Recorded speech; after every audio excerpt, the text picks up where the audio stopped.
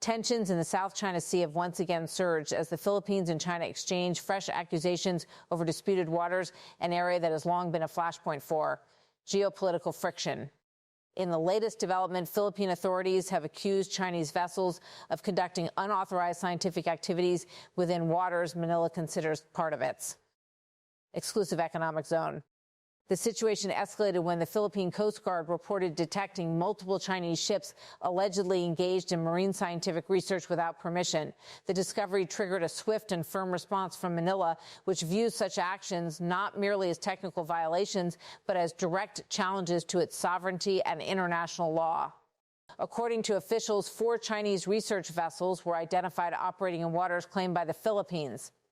These vessels were monitored using advanced maritime surveillance systems, including technology designed to detect vessels that may not be broadcasting their location. Transparently, the Philippine Coast Guard did not mince words in its assessment. A statement issued by its spokesperson, Rear Admiral J. Terriella, laid out the government's position in unequivocal terms.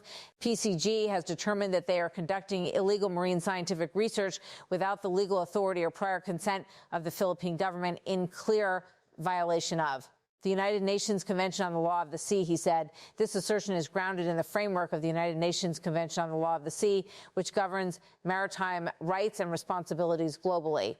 Under UNCLOS, coastal states have exclusive rights to authorize and regulate scientific research within their exclusive economic zones.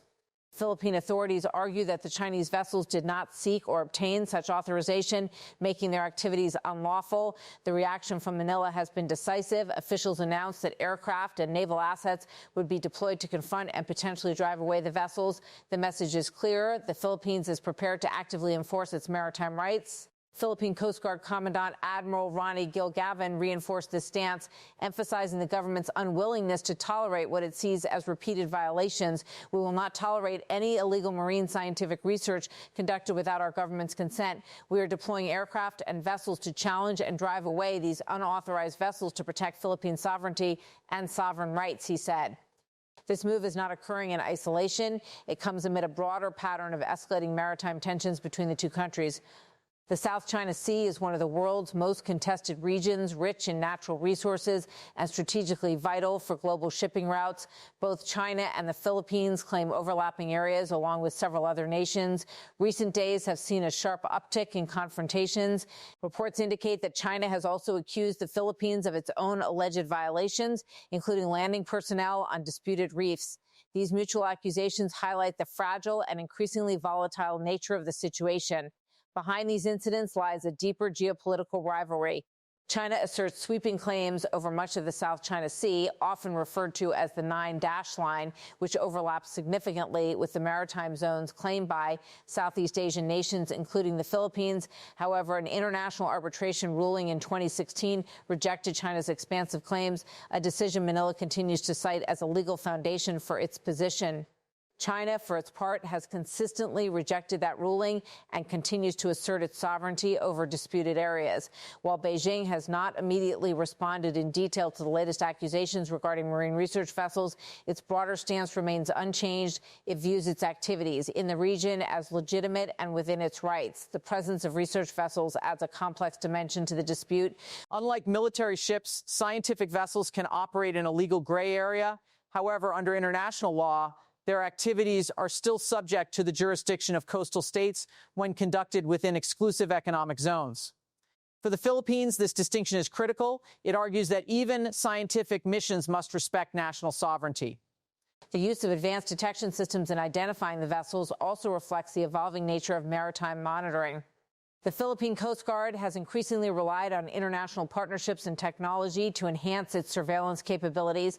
The use of sophisticated detection systems in this instance underscores the growing role of data and intelligence in maritime security. This technological edge allows authorities to track movements that might otherwise go unnoticed, particularly in contested waters where transparency is often limited. It also provides Manila with stronger evidence to support its claims on the international stage. Meanwhile, the broader regional context cannot be ignored. The current standoff comes during a period of heightened military activity in the region.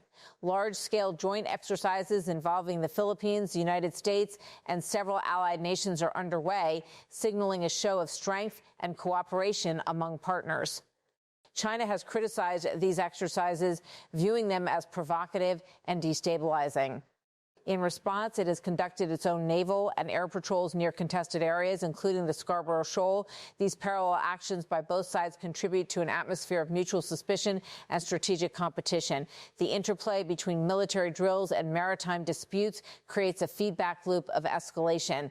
Each side interprets the other's actions as aggressive, leading to countermeasures that further heighten tensions. In such an environment, even incidents involving research vessels can quickly take on broader geopolitical significance. For the Philippines, the decision to confront the Chinese vessels is also a reflection of its evolving foreign policy. Under its current leadership, Manila has taken a firmer stance on defending its maritime rights while strengthening alliances with countries like the United States, Japan, and Australia. This shift is partly driven by past experiences. Over the years, Filipino fishermen and Coast Guard personnel have faced various confrontations in disputed waters, including incidents involving water cannons and blocked access to traditional fishing grounds. These encounters have reinforced domestic pressure on the government to act decisively. At the same time, the Philippines continues to emphasize that its actions are grounded in international law. Officials frequently invoke UNCLOS in the 2016 arbitration ruling to justify their position, framing the dispute as a matter of legal rights rather than power politics. China, however, approaches the issue from a different perspective. It emphasizes historical claims and strategic interests, viewing the South China Sea as integral to its national security and regional influence. This fundamental difference in legal and strategic frameworks makes resolution particularly challenging. The latest incident also highlights the importance of communication and crisis management mechanisms. Without clear channels for dialogue, misunderstandings or miscalculations could escalate into more serious confrontations. Both countries have, in the past, engaged in diplomatic talks aimed at managing tensions, but progress has been limited. Regional organizations have also attempted to play a role in de-escalation. Efforts to establish a code of conduct for the South China Sea have been ongoing for years, but a binding agreement remains elusive. The complexity of overlapping claims and competing interests has slowed negotiations. As the situation unfolds, the international community is watching closely. The South China Sea is not just a regional issue, it is a global one affecting trade routes, energy security, and the balance of power in the Indo-Pacific. The involvement of external powers adds another layer of complexity. The United States, in particular, has reaffirmed its commitment to defending the Philippines under their mutual defense treaty while also conducting freedom of navigation operations in the region. These actions are intended to uphold international law, but are often viewed by China as interference. Against this backdrop, the presence of 4 research vessels might seem like a small detail. Yet in the context of the South China Sea, even seemingly minor incidents can have far-reaching implications. The Philippine government's decision to deploy aircraft and ships sends a strong signal, not only to China, but to the broader international community.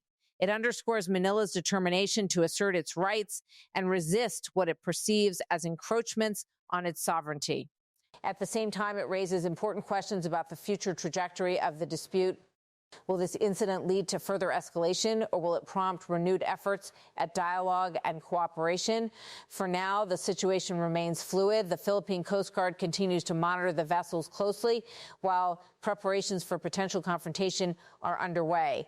The outcome will depend not only on the actions of the 2 countries involved, but also on the broader dynamics shaping the region. What is clear is that the South China Sea will remain a focal point of geopolitical tension. As long as competing claims and strategic interests persist, incidents like this are likely to continue. In the words of Philippine officials, the issue goes beyond a single event.